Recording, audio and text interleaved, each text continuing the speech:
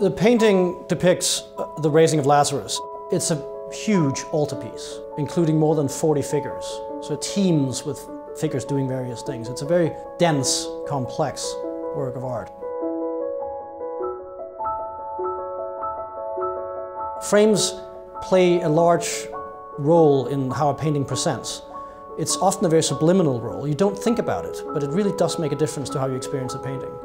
And in this case, this very slim ceiling molding that was sitting around its painting, and why not put it in a frame that is appropriate for it, that really conveys its role as a monumental altarpiece in a cathedral, and to really try to tell the story behind it and get people to engage with it.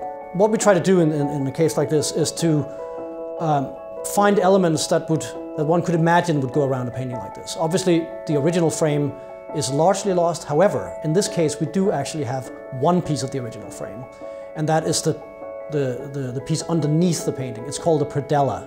That was the starting point. The framing department was so fortunate to have in its store various parts that were originally intended for a 16th century altarpiece frame. Not for this picture, but for a picture around the same time. So the reconstructed frame that they made was based on these 16th century elements.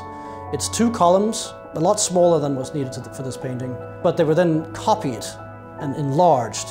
So they're copies of original 16th century columns. And then the top piece is about 2/3 original, but it's expanded because the painting is so large. So that's mostly 16th century with some new additions, and hopefully you won't be able to see the difference.